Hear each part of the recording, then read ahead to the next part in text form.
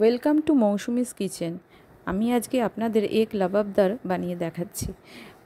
আমি যেই পদ্ধতিতে বানাচ্ছি রান্নাটা সেই পদ্ধতিতে করবেন।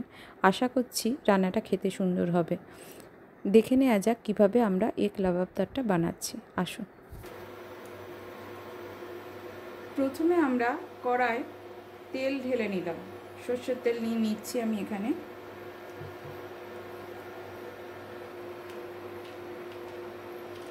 আমরা লবঙ্গ আর এলাচ ফোড়ন দিয়ে দিচ্ছি।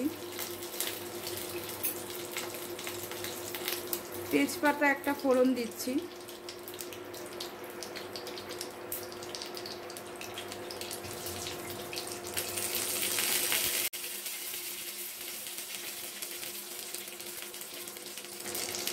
সাদা জিরে ফোড়ন দিচ্ছি।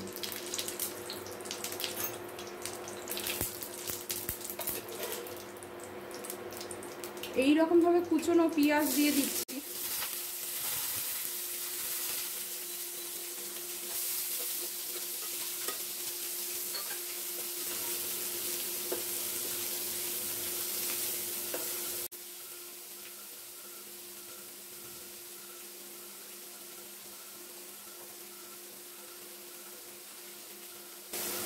লবণ দিয়ে দিচ্ছি সামান্য একটু।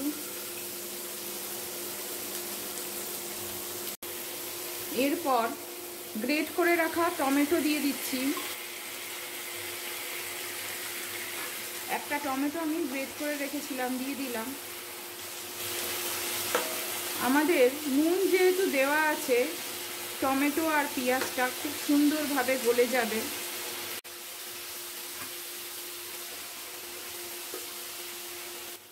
2-4 মিনিটের জন্য ঢাকা দিয়ে দিচ্ছি।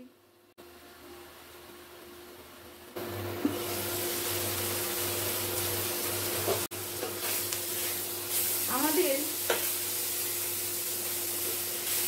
টমেটোটা খুব সুন্দরভাবে গলে গেছে। এরপর আমরা আদা রসুনের পেস্ট দিয়ে দিচ্ছি।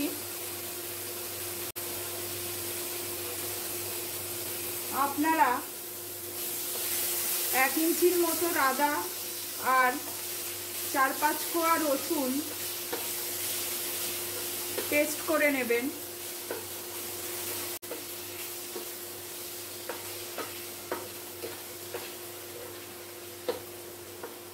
কিছুক্ষণ এইভাবে কষিয়ে নিচ্ছি যাতে আদা রসুনের কাঁচা গন্ধটা চলে যায়।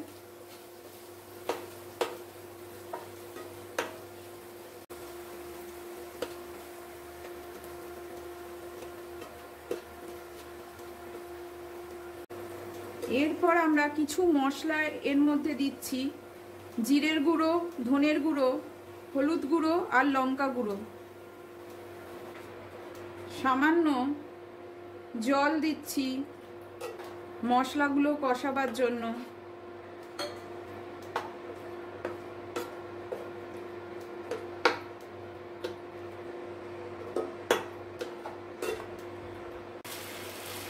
রঙের জন্য সামান্য কাশ্মীরি লঙ্কার গুঁড়ো অ্যাড করছি।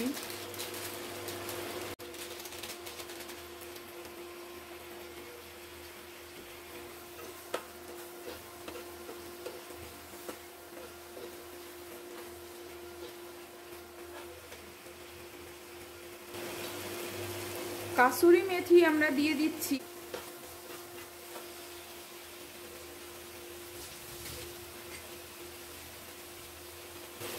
অল্প সামান্য জল দিয়ে দিচ্ছি। আরও কিছুক্ষণ মশলাটা কষিয়ে নিচ্ছি।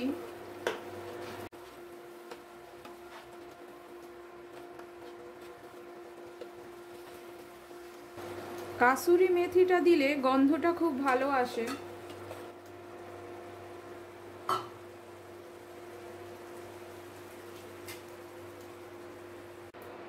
ছোট ছোট করে টুকরো টুকরো করে কাটা ক্যাপসিকাম দিয়ে দিচ্ছি।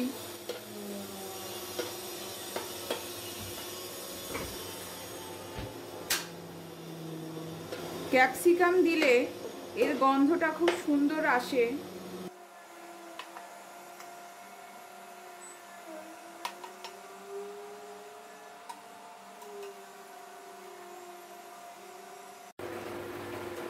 এরপর আমরা এর ওপর ডিমগুলো দিয়ে দেব।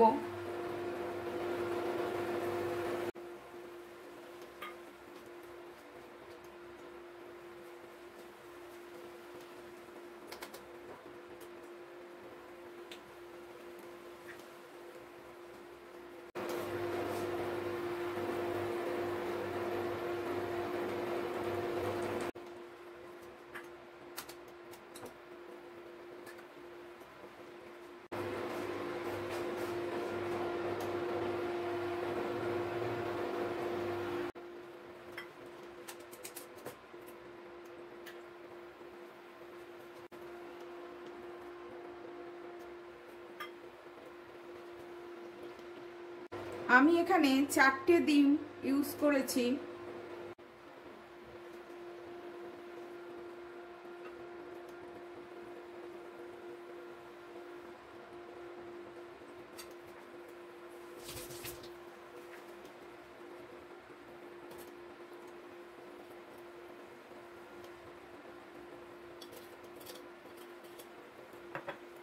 অল্প সামান্য বিট নুন দিয়ে দিচ্ছি।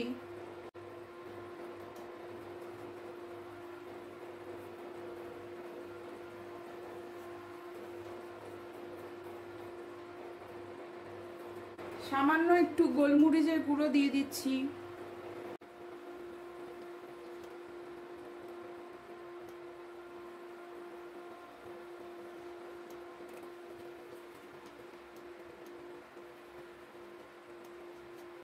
এরপর সামান্য একটু চিজ আমি দিয়ে দিচ্ছি এইভাবে।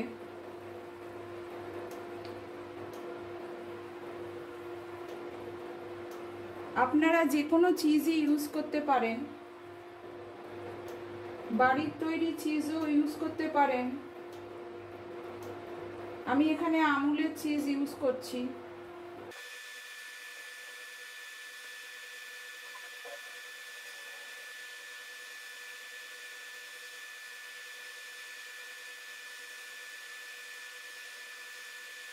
চিজ দেওয়ার পর আমরা 10-15 মিনিটের জন্য সিমে করে ফ্লেমটা চাপা দিয়ে দিলাম। আমাদের রেসিপিটা রেডি।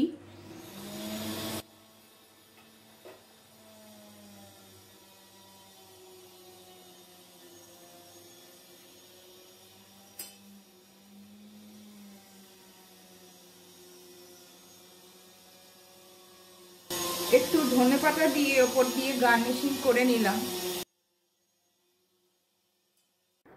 আমি সার্ভিংয়ের জন্য এগ লাবাবদারটা প্লেটে তুলে নিয়েছি।